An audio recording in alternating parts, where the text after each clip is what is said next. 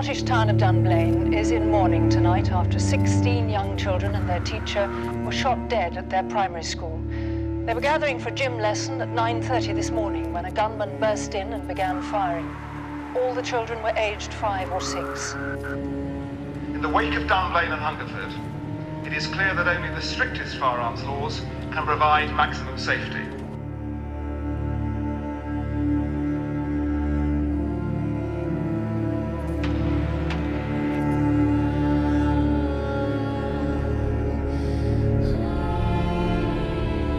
I'm just getting treated like a god, and that's how it was. I go nightclub, I don't pay to go to nowhere.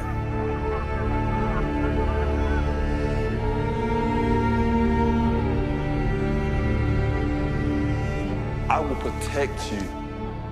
Even God can't stop me. I don't know why he pulled that trigger. There was no need to do any of this.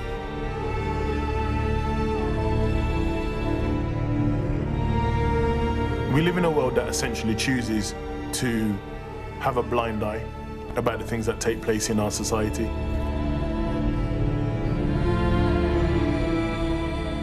Dean, you're going to be the gunman. Daryl, you're going to be the victim.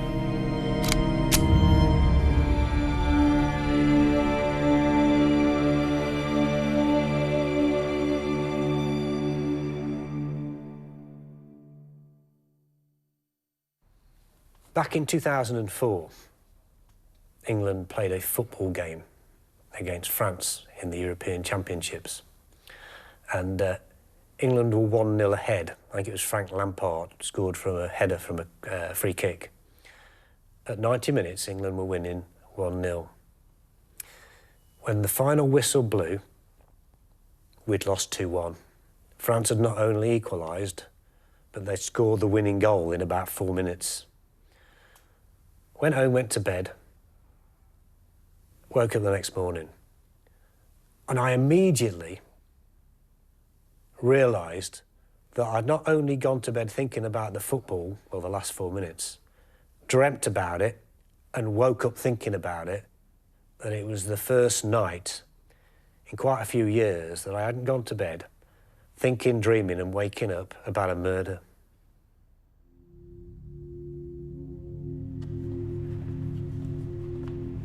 The first gun-enabled injury that I dealt with would have been in the middle of 2000, where a lad got shot in the leg, which was clearly a punishment shooting. And several years later, I actually dealt with his murder in West Bromwich.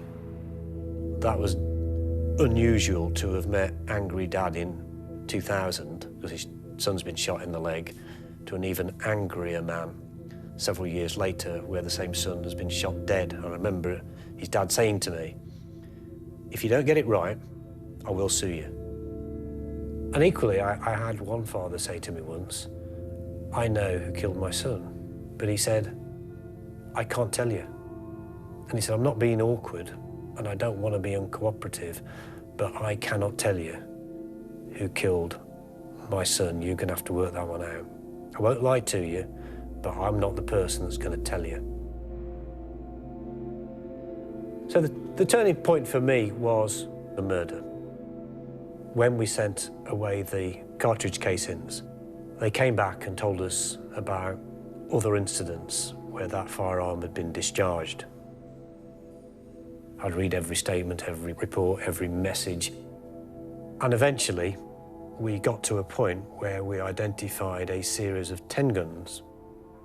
That's when we really started to unpick the pattern and realise that those guns were being recirculated. One gun stood out. It was used significantly more than any other. And that was gun number 6.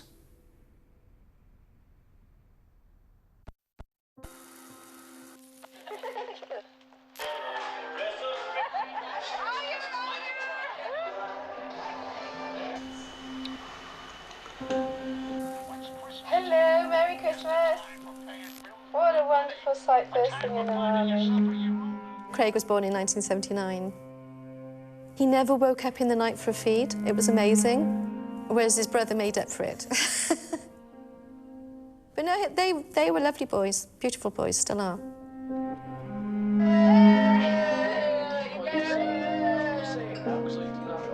Merry Christmas!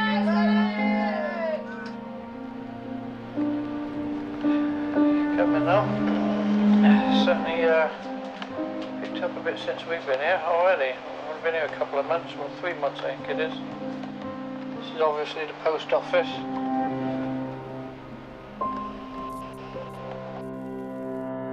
We used to open about 7 o'clock in the morning, so it would give me about a quarter of an hour to do all the papers and stuff like that. And, God, the papers was hundreds of bloody things. I said to him, I've got to go and nip upstairs and sort bits and pieces out. And it's, to this day, I bitterly regret the fact that I didn't look out the window, because I would have seen them getting out of the car.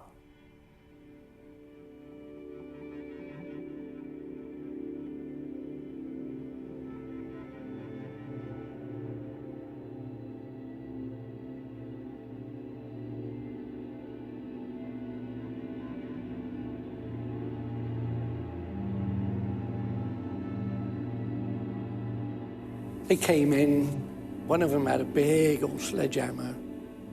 The other one had a gun, which I didn't really believe is a real one. There was a young girl in there. She saw them come in and she absolutely screamed the place down. And I think Craig had heard it because his bedroom was above the shop. So we both ran along the hallway. I think it was the shortest one. He said, open the post office. Open a safe and God knows what else. I say, you might get in there, I think I said, but you can't get in the safe because it's on the time switch. So we eventually got down the stairs and Craig was behind me, and bless him, he only had his boxer shorts on. And he tapped me on the shoulder and he pulled me back. And he leant over and he picked up the cricket bat.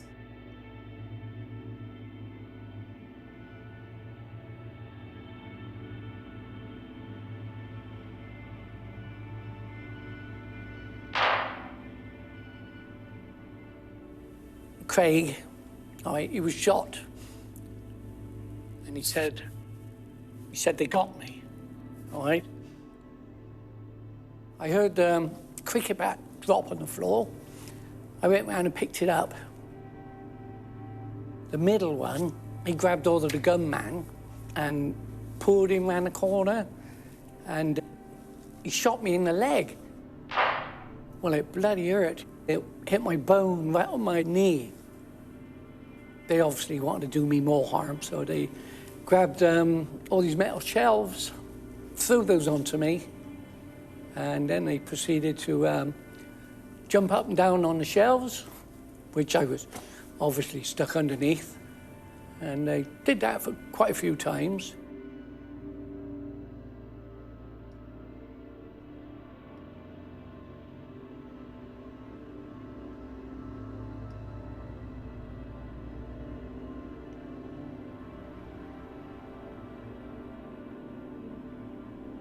I knew my boy was injured, so I pulled back. I pulled back behind the shelves. You know, I went back on my my bum and one leg really, pushed myself along. I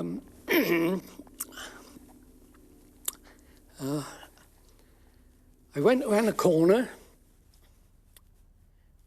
and I saw my boy laying on the floor in a great big pool of blood. And well, I went over, I touched him. Yeah, I knew he was dead.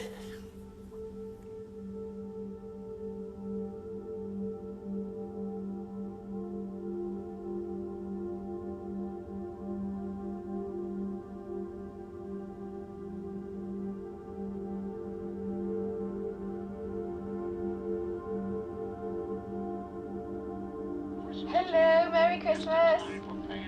What a wonderful sight bursting in around me.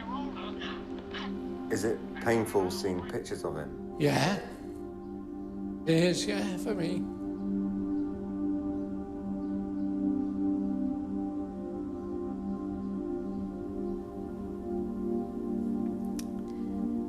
I often think, why would somebody think it's perfectly normal to pick up a gun?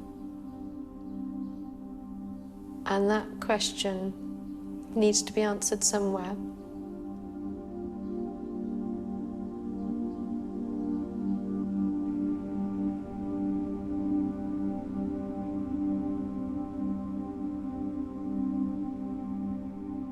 When a gun fires a bullet, it leaves unique markings on the casing. It's like a fingerprint. It's unique to the gun. And what the investigation found, that the gun that was used in the murder at the post office had previously been used in 10 other shootings. So the history of gun number 6 starts on the streets of Birmingham at about 3 o'clock in the morning when shots are fired.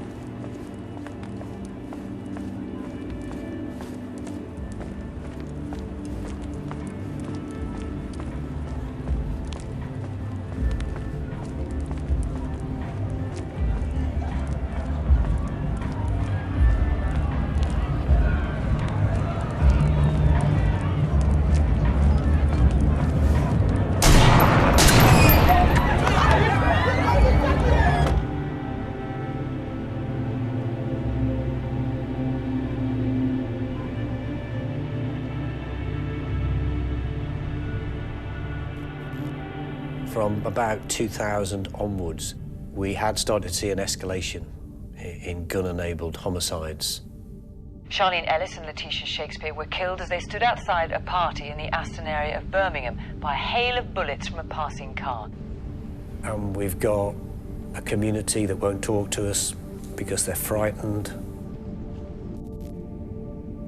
So when we look at the first shooting, we've got no known witnesses. There is no scientific material other than the bullet casings. There is no CCTV. There is no telephone evidence. And more importantly, nobody is coming forward to say, in the early hours of this morning, somebody tried to shoot me. The only person who actually knows what happened and why is the person who pulled the trigger.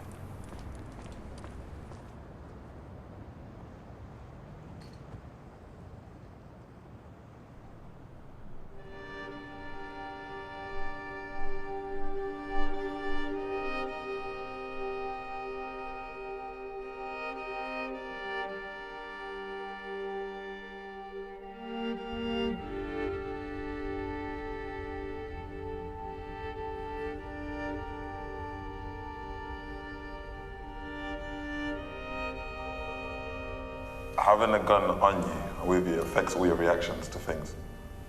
It affects all your normal, you'd think you're behaving completely normal, but none of it is because everything's at a heightened state. Is that, like if I walk into a room, like if there's a gun, for example, like that, I kind of have to walk out because we're gonna start bonding. Once I pulled away from all of that, it's when I realized that the gun was speaking to me. I could actually hear it speak. Yes, baby, come here, hold me. Squeeze me. It becomes the attractive option. Yeah, so we just... Meant to be. My name's Leroy Smith, and I'm originally from South London, and I served 20 years out of a 25-year sentence for shooting 2 police officers in South London. My real motivation behind taking part in this is because I do a lot of work with young people in youth centres and schools and colleges. My name's Darryl. I'm a rehabilitated ex-offender. Spent many years in jail, and now I work with kids and vulnerable adults. I was arrested with 500 bullets, and it's mostly the best thing that ever happened to me, because if them bullets would have got back to Manchester, 500 bullets, there would have definitely been deaths. It's adrenaline, isn't it? I've been charged with numerous violent offences, namely conspiracy to murder, attempted murder, possession of firearms with intent to endanger life, possession of ammunition. What was it like to be charged with attempted murder? Just another day at the office.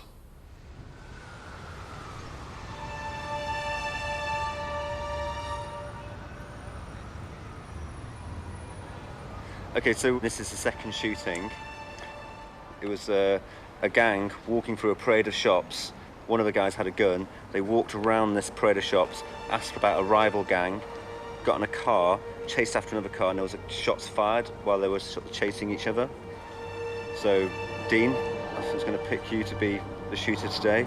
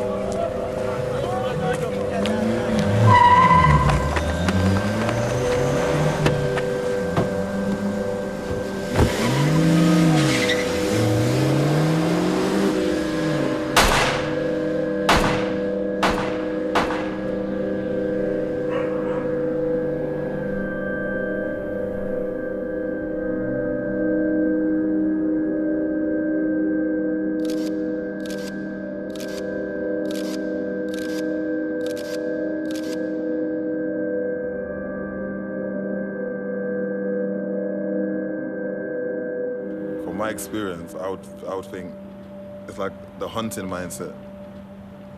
Yeah. I can only assume something had happened to the other individuals, and this was sort of like a play, a retaliation play. When you're living that type of lifestyle, like the police, it's the least of your worries. You're not particularly thinking about the police, because the idea is that you're okay with the consequences of your actions. And if the other side's real, like, it's not going to go to police because no one's going to inform or call any police, so it's internal. I couldn't really go out unless I had my gun, because if I went out without my gun, I'd be caught slipping and they'd come and get me. Just a case of having my protection around me. My immediate family or my friends were around me. This gun was loyal. It was always there for me when I needed it. And made me money, made people respect me. Outside, it was like you had to be strong. Like, the weak didn't make it. I saw the weak get treated. You know, I've seen people get pissed on and all different types of things. The people that seemed to have the better lives was the most violent ones, or the ones that, so these are the things that the doctrine I was seeing from when I was younger. I was like, okay, so basically, I've just got to be more violent than him then, along the line somewhere, to have a better life.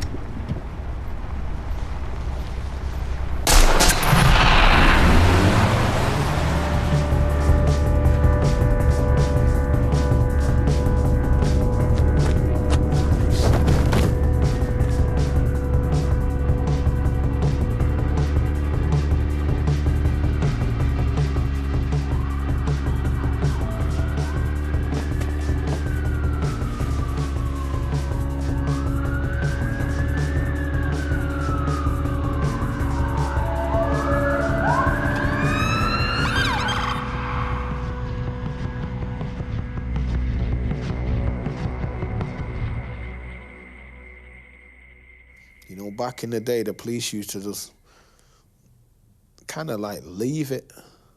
They didn't investigate everything. Do you know what I mean? And witnesses wouldn't make statements or go to court. And if they did, they'd do a deal with the other gang to drop charges and so on. You know, tick for tat in that way as well.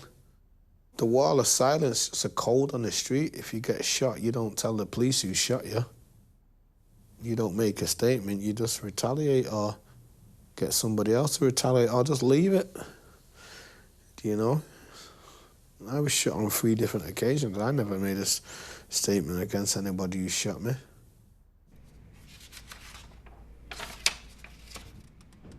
The third shooting is clearly a case of attempted murder. A man is shot 5 or 6 times in the back, in the arm, in the hands. He says, mistaken identity. Do we believe him? No, we don't.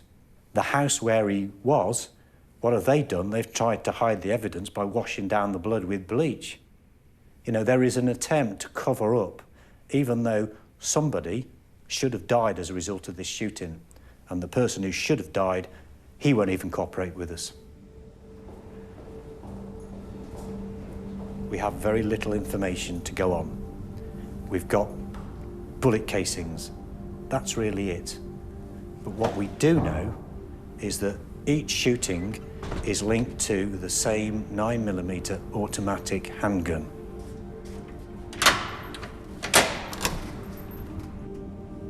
Gun number 6 is quite a rare gun. This one here is similar to it.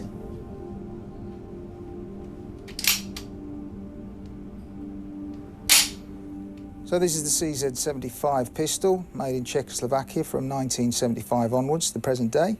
All solid steel construction, very well made, very accurate. It's very unusual to find a weapon like this in criminal hands, simply because of the difficulties involved in getting hold of them. This is a typical 9mm round. Magazine will hold a large number of these. Magazine fits into the base of the weapon, which then allows the slide to pick it up on the forward stroke, pushing it into the chamber, simultaneously cocking the hammer, ready for it to be fired. When the round goes off, it recoils, drives the mechanism back, and the whole operation continues and repeats.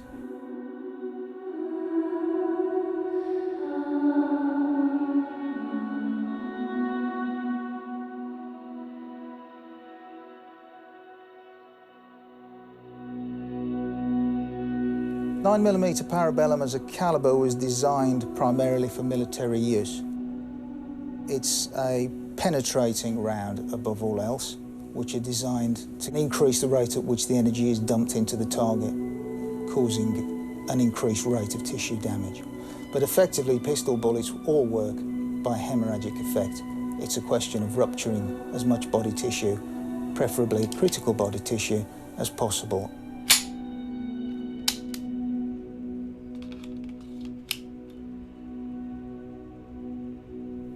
A weapon like this on the streets is a worrying thing to us.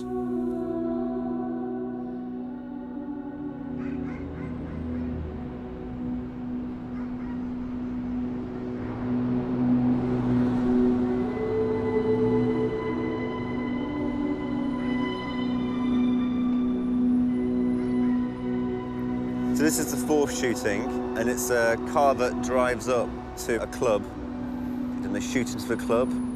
One of the guys gets shot with his leg. The guy, in fact, went home first before he called the ambulance. So it's another one of these cases where we don't really have any kind of information. The gun came part of my life very young, obviously because we were selling narcotics, and it was a form of protection against people that might want to try and do me harm. It didn't start out as a gang thing first, it was a group of friends. And then we started to become money motivated. Class A drugs was on the scene throughout the years. There was tit-for-tat shootings, and it went on for 30 years. You're gonna have to try to get out of the way of more shots. So if you're coming out the door, you're gonna have to try and crawl back inside. My girlfriend got shot when I got shot. Really? Yeah. Oh, not my girlfriend. We was going on a first date, and it went with a bang. What happened?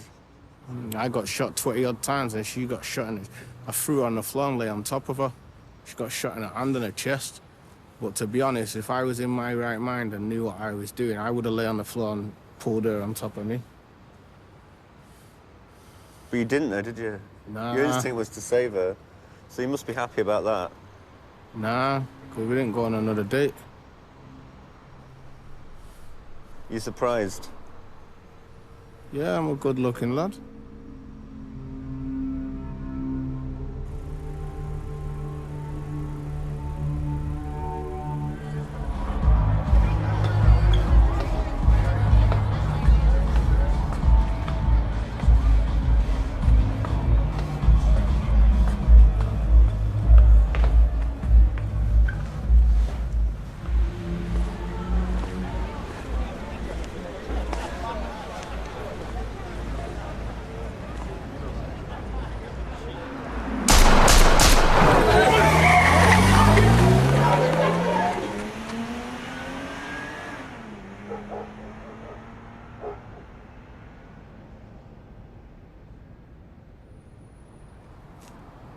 This is just the beginning of something new.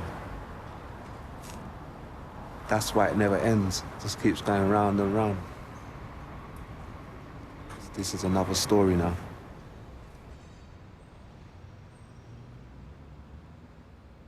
Where I'd like to start is to think about your life before a gun came into your life. So I'm going to take you back to childhood.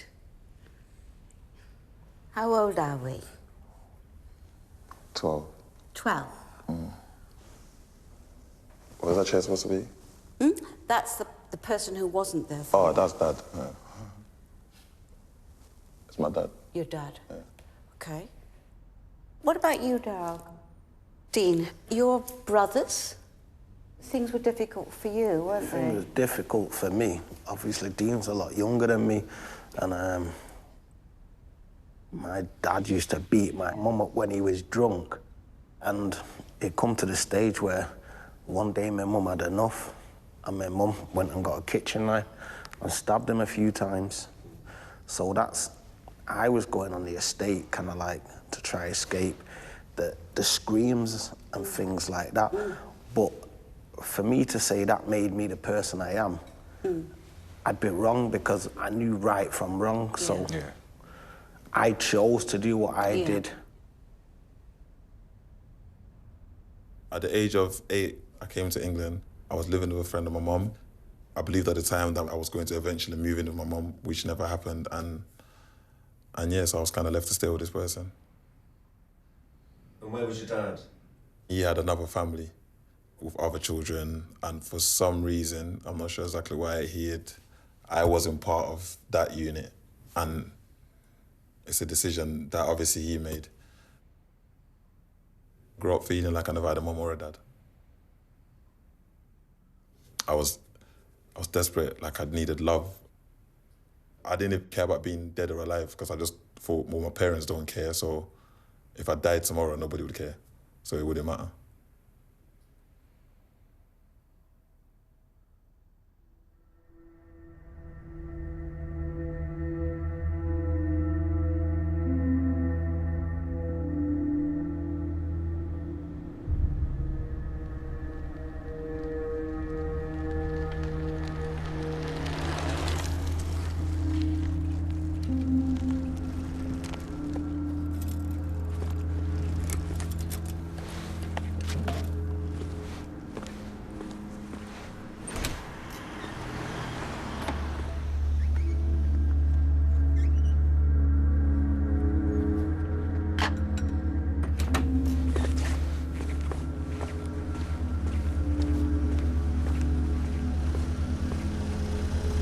go on.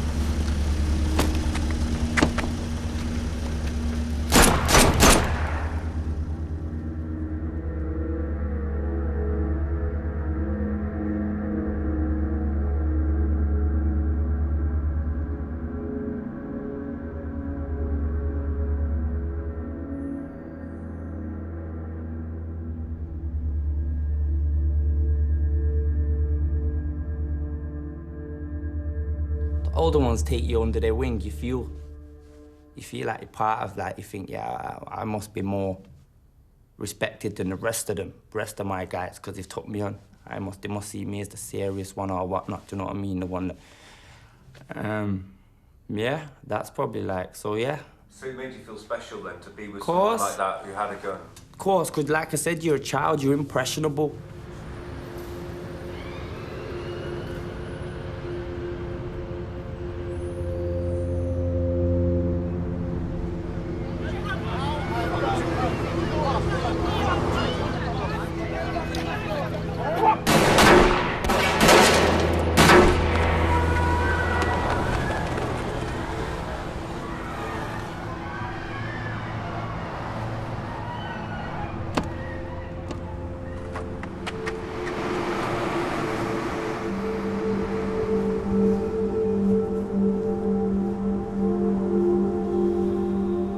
I was homeless about 13, 14. I actually got kicked out. Like, okay, everybody forgot about me. They threw me away thinking I'm not, watch, I'm gonna show you lot. And it was just wrapped up, okay, I'm gonna make loads of money and make something of myself. But it was always about making something of myself. I just didn't know how to do it. And where did the gun fit into that? After I got shot. After I got shot, it was like, and then you see your friends die at the same age as you. It's like, oh, nah, that's not gonna happen again.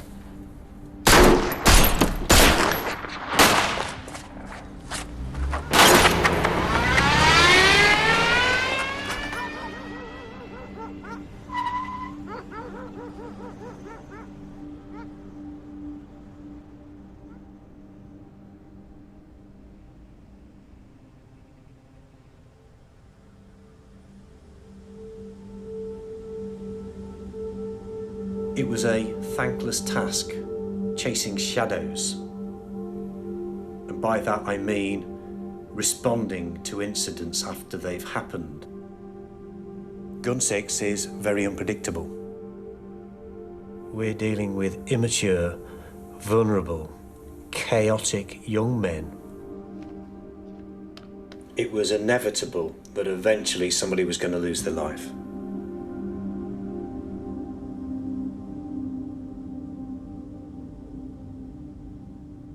All the people who are likely to be candidates to be gunmen, they are underprivileged people, people who are on the wrong track, not through any real reason of their own, just because society is stacked that way. And therefore, they would have a gang or be in a gang because it makes more sense, because they're getting some fake love, but at least it's something. It's fake, but it's more love than anyone else is giving them. I look back now and I struggle to connect with myself then. Like, in terms of how lost I was. As a grown adult, I'm still affected by it. I'm still like, I can't help myself to get angry when I talk about it. That's how it is, isn't it? So.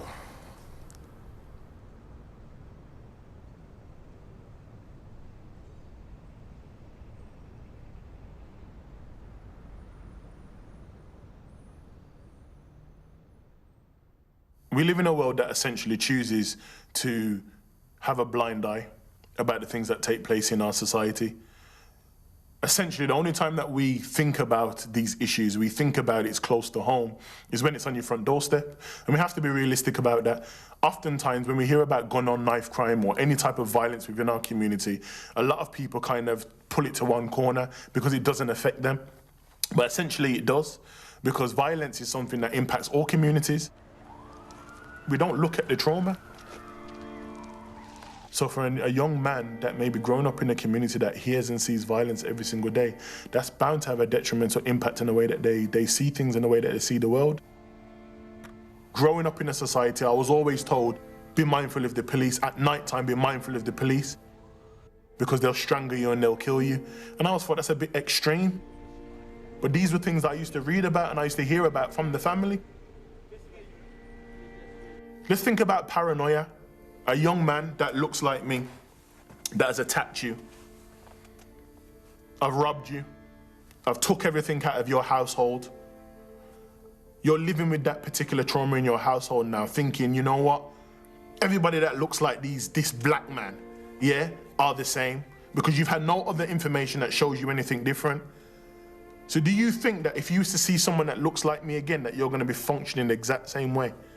Possibly not, and that's the way that the brain works. So when we're talking about young people that are involved in violence and gun crime, we have to start looking at it a little bit different.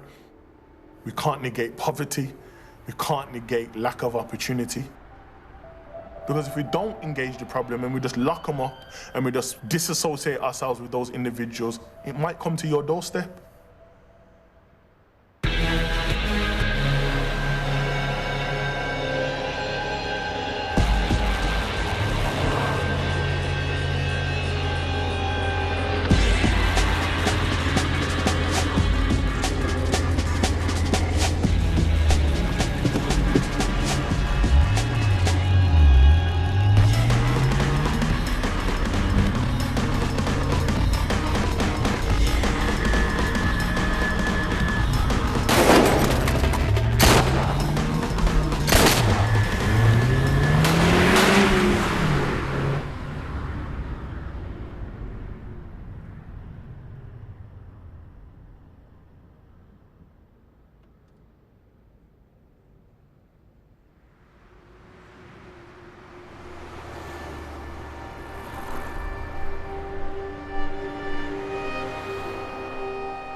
Back then, everybody wanted to be the man.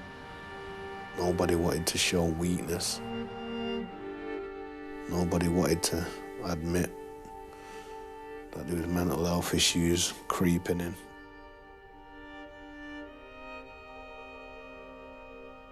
It's just bad behaviour from start to finish, and it turns you into a nasty, horrible person, because you're always right, and no one could always be right. And people love you because they're scared of you. That's not love. You understand?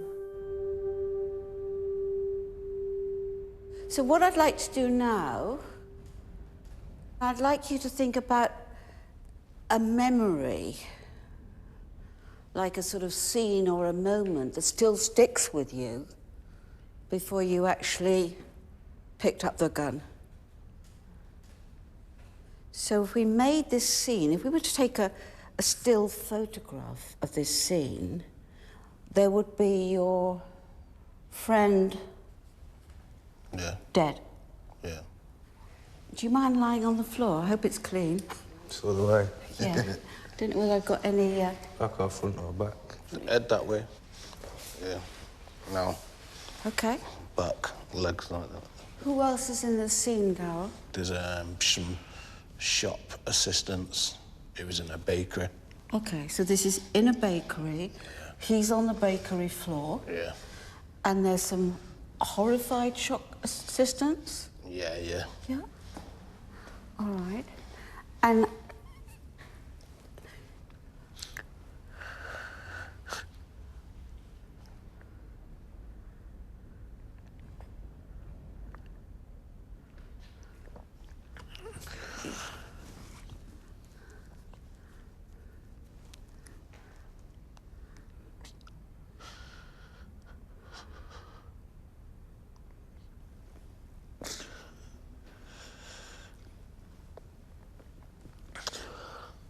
it's okay. What's going on for you? Huh? We've seen our friends killed, it's not. You've seen your friends killed, yeah. Yeah. You remember it, huh? Okay.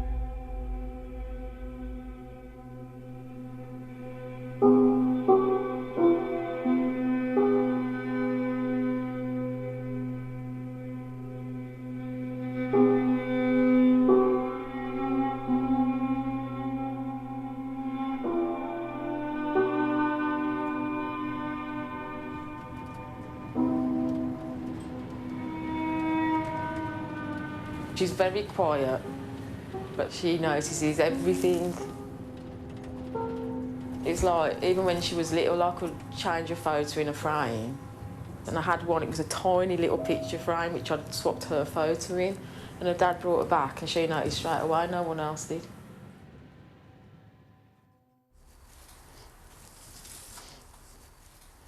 That's Ishfaq, and that's Anissa. She was about 17 months there. 16, 17 months. Just love that photo. I can remember him dropping me and Anissa off. I come up the stairs, looked out the window, and whereas before he'd just speed off. And he wasn't, and he was sat there, and I can remember coming in, and my home phone was ringing, and it was my friend Melanie on the phone, and I actually said to her, he's looked at us like he's never going to see us again. I just had this horrible feeling. And she was like, oh, don't be stupid. And then I thought nothing of it, phoned him up in the evening, and it was a cold night. So I told him to wrap up and everything, and that was the last time I spoke to him.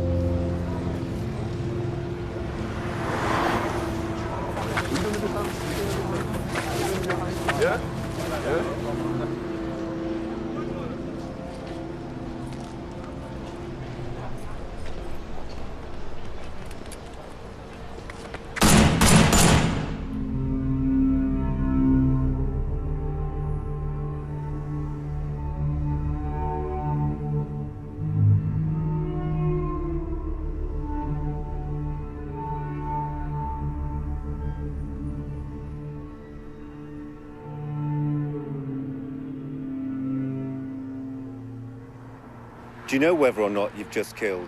No. No. We've just shot him. We don't know. Like, until we look the teletext or the news the next day. Or we hear it from word of mouth on the street. Do you not send someone back to find out? Why?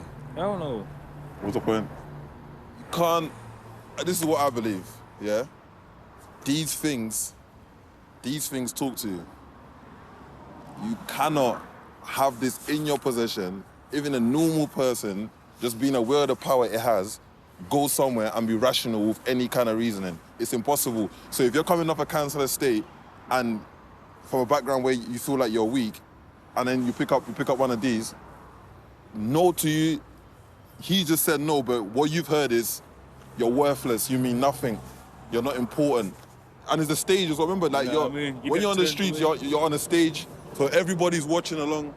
So that kind of incident there, one thing like that, the audience is like, oh, he's not actually the real deal. That just brings other things. So weakness is not, under no circumstances in that world would you allow yourself to be perceived as being a weak person.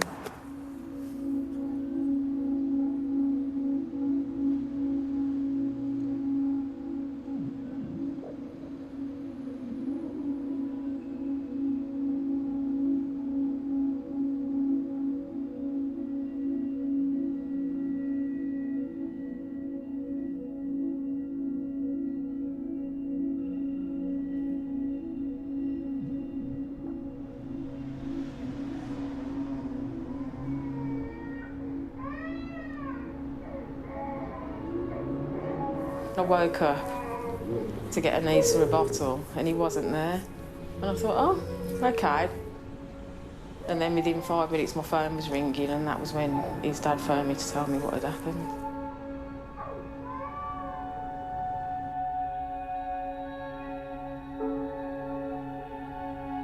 It was the fact that he wouldn't see Anissa grow up, because all the things he wanted to do, her first day at school, taking her, you know, and it's hard. Because I can remember him saying he wanted to pick her up. He was going to get this BMW so the kids could see her getting in this posh car and everything. It's all gone. All because of one bullet. She obviously has no memory of anything, being 18 months. I think she's quite sentimental when it comes to her dad. Well, we'll talk about stuff, but that side of it, I think it's because she doesn't understand anything, and plus when he died, obviously, oh, it's Ishfaq's daughter and everyone was grabbing her. She didn't understand what was going on and she went a bit within herself.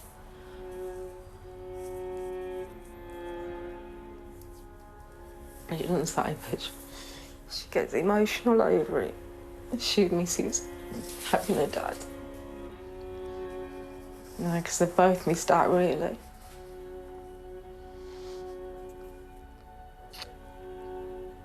"30 years each for the gang of 6 who shot dead a nightclub doorman. He was killed simply because he refused them entry." The investigation into the murder of Ishfaq Ahmed was a tremendous piece of policing work. It involved detectives from the then Murder Investigation Unit working with the local police and the local community to bring 6 notorious criminals from the Johnson crew to justice. However, we didn't recover gun 6.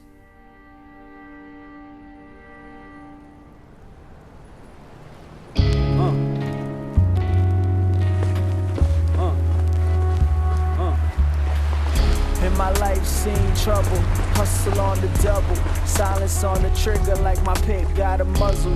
I only love this paper, bad boy stay in trouble. Hello? Where are you? Coco, man wanted one of them, you know. I'm gonna link Niz now. Alright, sir. We're trapped in the hood, innit? Just how you live in it. That everyone's in a race, watching each other. It's a competition. It's like you got opponents. So when you got people who are trying to beat you and things, you just gotta watch your back because people get jealous out here, innit? That's what people do when they can't win, really. Jealousy. And you just want to get out and just leave this behind. Yeah, everyone does. If people told you that they don't want to do that, then they'll be lying. I'll tell you that now. Everyone wants to live the better life, but I'm stuck here for now, innit? I'm still living, though. Oh, that's me there. My dad was a happy person. Liked fashion, liked to dress well. As soon as he smiled, it's like he cleaned up the whole of the room. It's like it was the light his smile was. 5 years old, my dad started taking me football, got into a team and that. Started taking it more serious when my dad died. Then, I don't know, just stop playing in it. As you get older, you realise that the dreams that you want to have ain't always going to come true, really. It's sad, but what happens, happens, isn't it?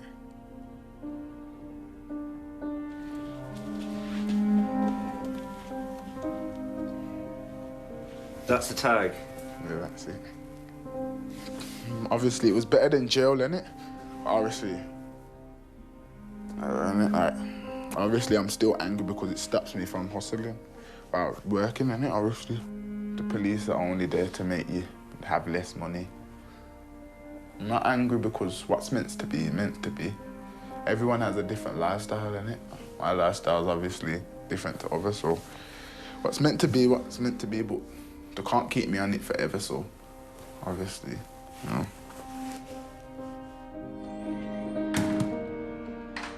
You won't see me show it, but the emotions are still there.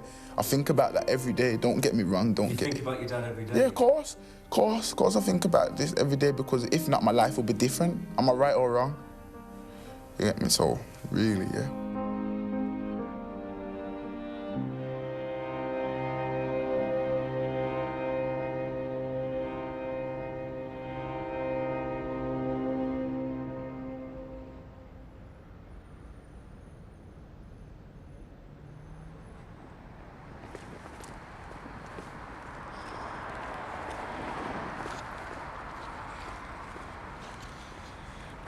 Okay, so this is the second murder, Andrew Huntley. And what we know is that he was killed here, under this bridge.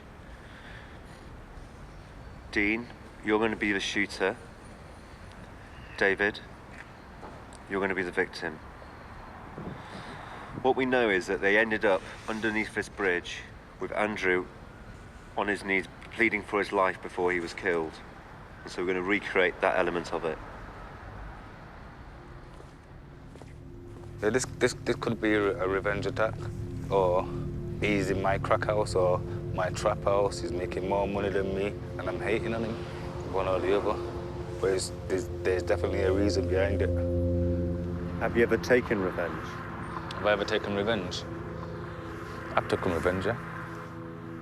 Someone taking the piss, or somebody not giving me what I want, and I've got a gun, I've got the power to take what I want, and I take what I want. Have you ever wanted to kill someone? Yeah, I wanted to. Wanted to kill loads of people, but I've not. Obviously, where my friends and that have been killed, I want to go out and kill whoever's killed my friend.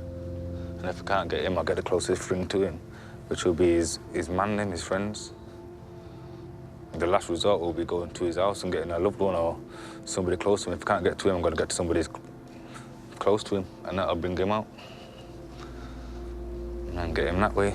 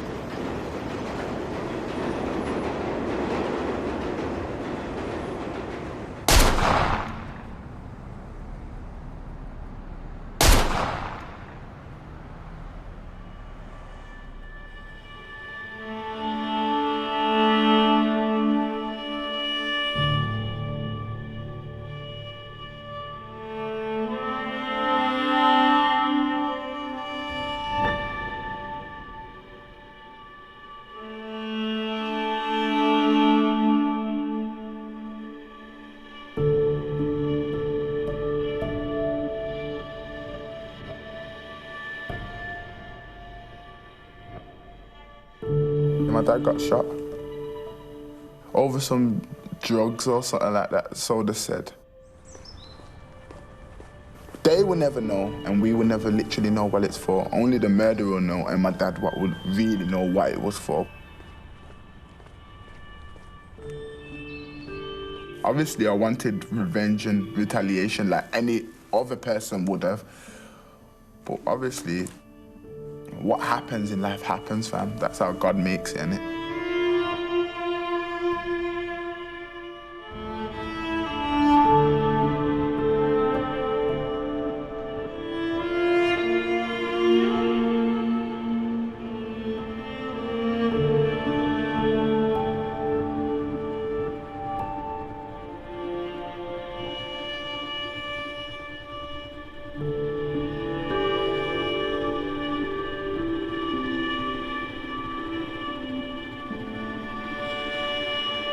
He doesn't look like a murderer, does he? No, no. But what does look like a murderer?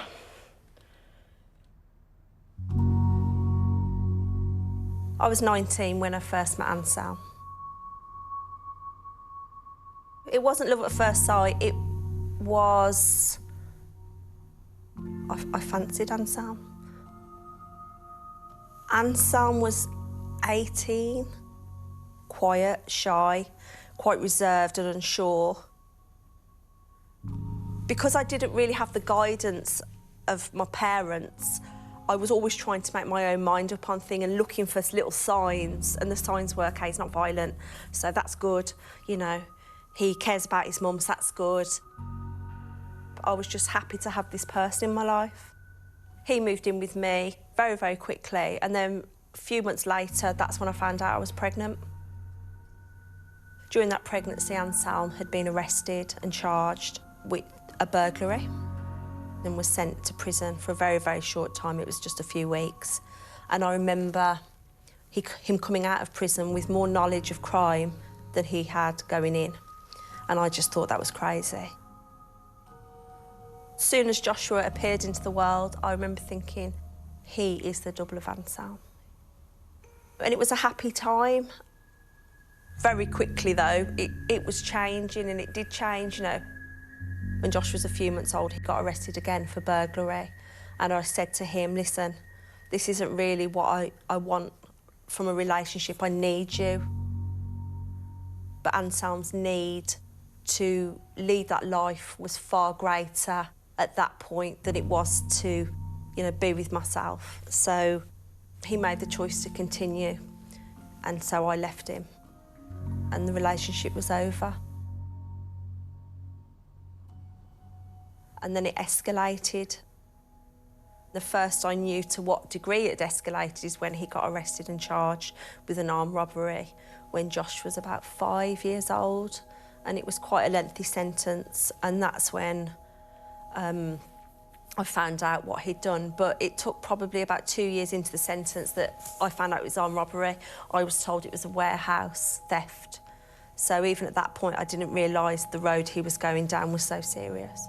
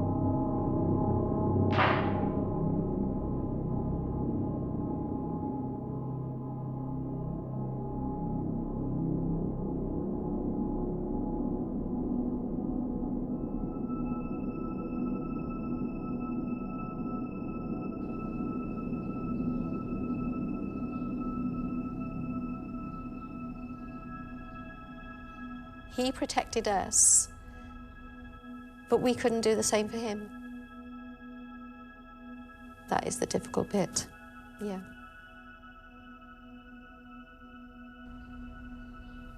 I just believe he stopped evil that day.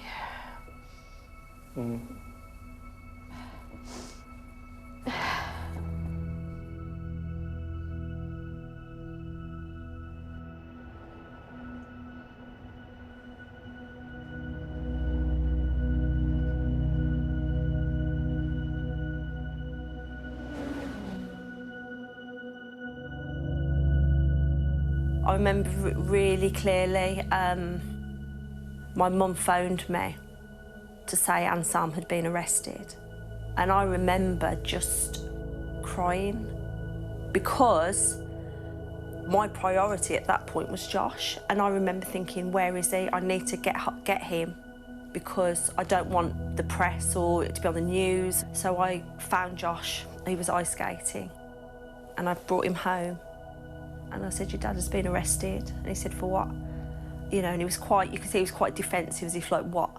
And then when I said the words murder, Josh just demolished the front room. He smashed everything up. He was crying, he was angry. And then the nightmare began. He was devastated. His dad was the scum of the earth, as was quoted in the newspaper. His dad was a murderer. His dad had destroyed a young man's life. The police were stopping and searching him, but saying things like, "Where's your dad, Josh?" So then he'd erupt. You know, he went through a really difficult time and he just kept getting in trouble. And then eventually, you know, you're talking when he was 15, 16.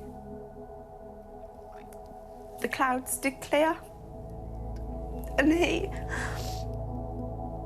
was okay. All that hard work, and he could stand there and his heart and soul were pure.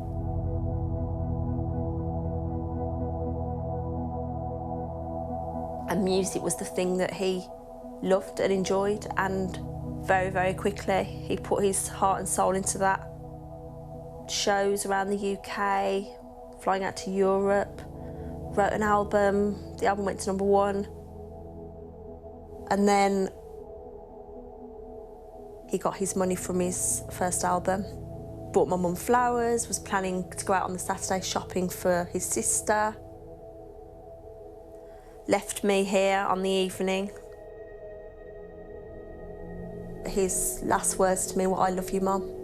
A hug, a kiss, and I'll see you later. And then during the evening, an incident happened and Josh was stabbed once in the heart. And just over 7 hours later, passed away. And yeah, that was that.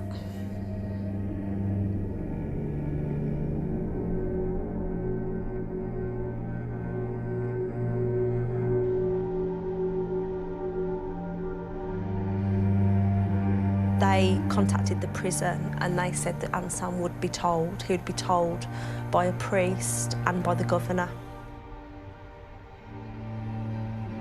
I had to just kind of let that go. I felt pain for Anselm. I felt that real sorrow that Anselm would be told he'd lost one of the only positive things in his life.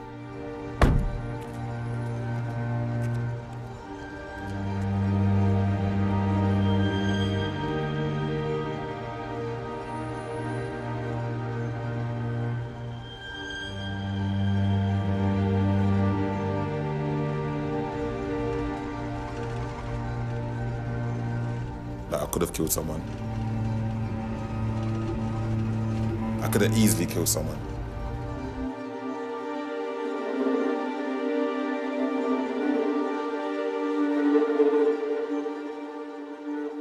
I would have been a cop killer. Basically, that's the truth. And I'm lucky. I'm lucky that I survived my sentence. I'm lucky in a lot of ways. And you're lucky that the bullet didn't kill him. Yeah. Yeah, I'm lucky that the bullet didn't kill him. When you pick up a gun, the problem might be this small. But you see, like, when you shoot a gun and cause tragic events, what's left behind, people still have to deal with this big ball that they never created. And then one person's probably dead, and one person's in jail doing life, and then there's families, and there's this big ball, and they all got to manage it and hold it, and they never created that ball. That part is unfair. So everyone loses at the end. And it's just sad.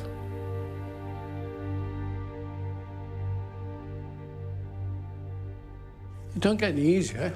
That's a definite. Really? No, it don't get easier. Even with time? Not yet. No. Well, it hasn't been that long, really. It's been, what's it been, 7, 8 years? Takes a long time to get over stuff, you know. Things like that never goes away.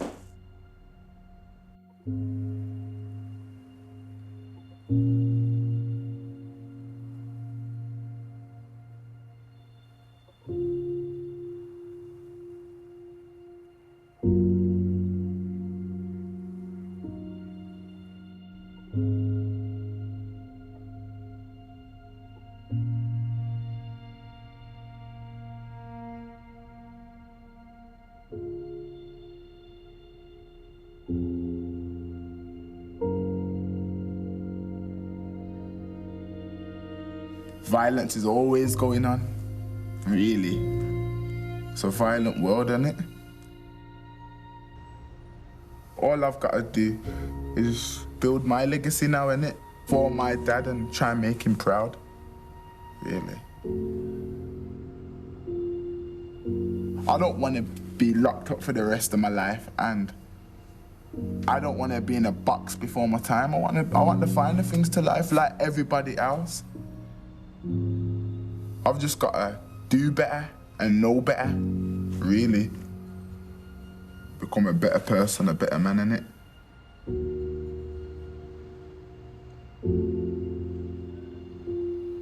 Like, when I look back at the 16-year-old me, like, I proper feel for him. It sounds crazy, but it's almost like, I think I go into prisons now and community centers at all because I see it. It's a 16-year-old me that makes me go and do that. Because I know how much he needed someone to speak to him.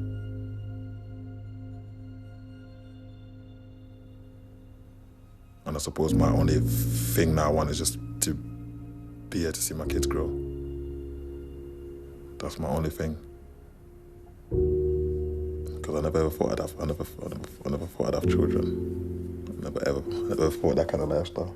If I'd have been dead a long time ago. Yeah, I did think I'd have been dead a long time ago, but... So yeah, I just wanted to make the right decision. I'm grateful that I have things in life that I actually care about now. And I'm grateful that I actually feel loved, and I'm actually a happy person.